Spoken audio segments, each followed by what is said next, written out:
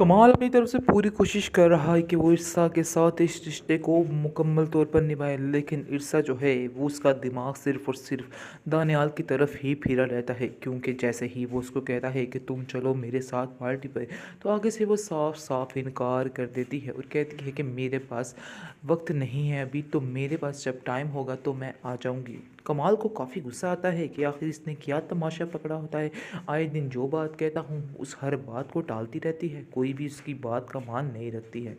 वो यार चले जाता है वहाँ से और वहाँ जाकर अपनी बेटी के लिए सरप्राइज़ पार्टी रखता है, जिसकी वजह से काफ़ी ज़्यादा आइज़ल खुश हो जाती है कि मेरे बाबा को मेरा कितना ख्याल है। इसके बाद उसकी दोस्त फरियाल भी इसको समझाने की कोशिश करती है कि तुम्हारे बाबा तुमसे बहुत ज़्यादा प्यार करते हैं। वो अपनी जगह आहिस्ता आहिस्ता कमाल के दिल में बनाना शुरू कर रही है तो वो उससे भी ज़्यादा शातिर औरत, लेकिन आप देखेंगे कि ईर्षा जो है वो चुप करके अपने उस दानियाल के पास उसकी पार्टी में चली जाती है, जिसकी वजह से कमाल को काफ़ी ज़्यादा गुस्सा आता है और कमाल कहता है कि तुम्हें शर्म आनी चाहिए थी।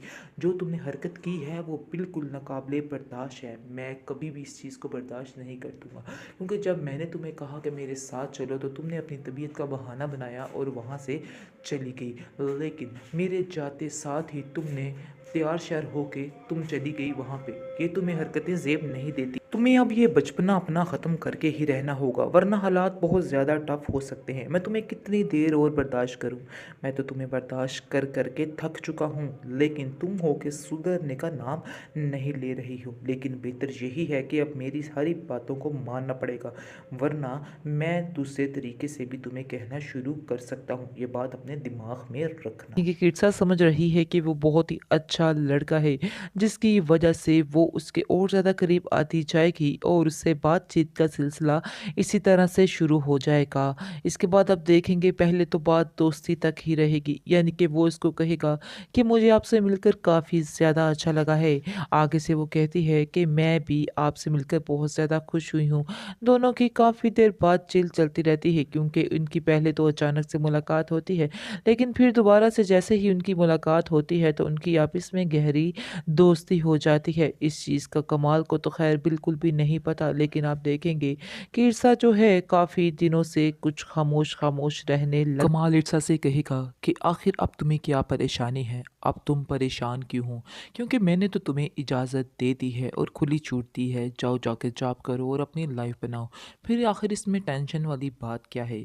इस पर वो कहती है कि मुझे ऐसा नहीं लगता है कि आप किसी भी बात पर एक जगह ठहर जाएंगे, यानी कि आपका फैसला किसी भी वक्त बदल सकता है, क्योंकि मैं जानती हूँ कि आप आइजल से बहुत ज़्यादा प्यार करते हैं, जिसकी वजह से आप जब भी उस वो कुछ कहेगी तो आप आंखें बंद करके फिर से उसकी बात पर यकीन कर लेंगे।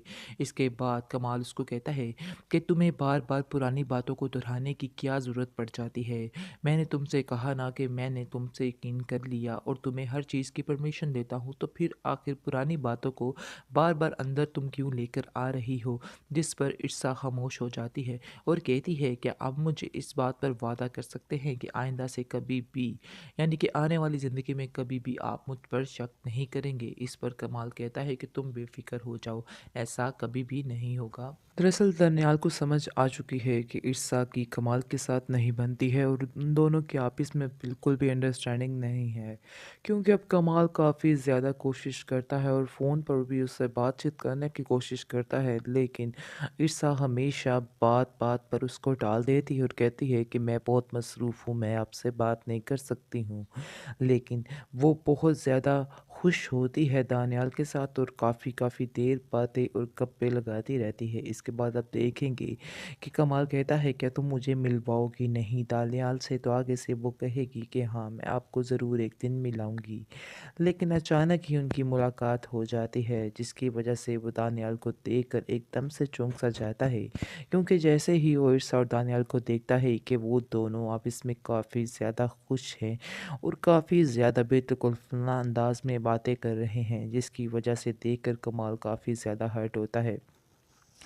लेकिन वो किसी से कुछ भी नहीं कहता है। जैसे ही वो घर आता है मज़ीद परेशान रहता है और इसके बाद आप देखेंगे कि वो दिल ही दिल में सोचता है कि हकीकत तो यही है कि मुझे सब लोगों ने समझाया, सब लोगों ने ये कहा कि तुम्हारा और ईसा का कोई भी जोड़ नहीं है, लेकिन मैंने कहा नहीं, ये सिर्फ़ और सिर्फ़ किस्मत का लिखा है, इसमें कोई भी बात नहीं है। ईसा मेरे साथ बहुत ज़्यादा खुश है, लेकिन मुझे आज इस चीज़ का अंदाज़ा हो चुका है कि ईर्षा मेरे साथ कुछ नहीं है, बल्कि वो एक मजबूरी के तहत ये रिश्ता निभा रही है।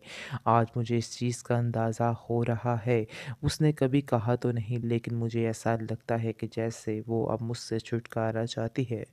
इसके बाद आप देखेंगे कि ईर्षा जो है वो कमाल से कहती है कि आपको कैसा लगा दानियाल? तो आगे से वो जवाब देता है कि तुम मुझे बताओ कि तुम्हें दानियाल कैसा लगा? इस पर वो कहती है कि वो बहुत ही अच्छे हैं। इसके बाद वो समझ जाता है कि दाल में कुछ काला है, कोई न कोई कहीं न कहीं गड़बड़ ज़रूर है। दूसरी तरफ आप देखेंगे कि उसकी फूफो कमाल की घर में रहने के लिए आ जाएगी और जैसे ही घर में रहने के लिए आएगी तो देखेगी कि घर का माहौल बहुत ज़्यादा ख़राब से ख़राब होता जा रहा है, जिसको देखकर वो काफ़ी ज़्यादा परेशान होती है क्योंकि ईर्षा जो है वो पहले वाली ईर्षा तो रहती ही नहीं। ना तो वो कमाल की तरफ ध्यान देती है और ना ही वो घर की तरफ ध्यान देती है। हालाँकि वो तो वो काबिल लिहाज़ नहीं कर रही है। जैसे ही वो घर में आती हैं तो सारा कुछ छोड़-छाड़ कर वहाँ से चली जाती है और अपनी ही ज़िंदगी में मगन हो जाती है, जिसको देखकर उसकी फूफो कमाल की काफ़ी परेशान होती है और कमाल को बुलाती है कि मैं तुमसे कोई बात करना चाहती हूँ, जिस पर वो कहता है कि आखिर ऐसी क्या बात है कि आपने मुझे बुलाया? तो आगे से वो कहती है कि मैं तुम्हें कहना चाहती हूँ कि ईर्षा के मिजाज मुझे कुछ ठीक नहीं लग रहे हैं, तुम्हें इस पर गहरी नज़र रखनी होगी। आगे से वो कहता है कि आपको कोई गलतफहमी हुई है। आगे से वो कहती है कि नहीं, मैंने अपने ये बाल धूप में सफ़ेद नहीं किए हैं, इसलिए बेहतर यही है कि मेरी बात मानो और इसकी बाहर की जो आज़ादियाँ हैं उसको फ़ौरन से बंद कर दो, वरना तुम एक दिन आएगा बहुत ज़्यादा पछताओगे। जिस पर कमाल कहता है कि नहीं नहीं, आप बिल्कुल गलत सोच रही हैं, ऐसी तो कोई बात नहीं। हालांकि ये बात तो कमाल को भी पता चल चुकी है और उसको ठीक ठाक किस्म का अंदाज़ा हो चुका है कि ईर्षा जो है अब उसके साथ नहीं रहना चाहती है। बात बात पर लड़ाई झगड़ा, बात बात पर रोक जोक, बस इसी बात की निशानी है कि अब वो उससे छुटकारा चाहती है और देखिएगा कि साफ साफ वो उसको कह भी देगा और कहेगा ईर्षा को कि तुम्हें जो भी फ़ैसला करना है तुम कर सकती हो, मुझे कोई भी एतराज़ नहीं है। मैंने तो पहले भी तुमसे कहा था, लेकिन पहले भी तुम नहीं मानी थी। लेकिन अब भी सारे फ़ैसले तुम्हारे हाथ में ही हैं, तुम टेंशन मत लो, जो भी रास्ता अपनाओगी मुझे वो मंज़ूर होगा। आगे शीर्षा कहती है कि मैं कुछ वक़्त चाहती हूँ और मैं वैसे भी तुम्हारे साथ नहीं रहना चाहती, लेकिन मुझे कुछ थोड़ा-सा वक़्त दो, ताकि कुछ वक़्त के बाद मैं सारा कुछ हैंडल कर सकूँ और तुम्हें छोड़ने पर भी आमादा हो सकूँ। जिस पर कमाल खामोश हो जाता है क्योंकि कमाल वाक़ई में उससे बहुत ज़्यादा प्यार करने लग जाता है, जो छोड़ना बहुत मुश्किल लग रहा है।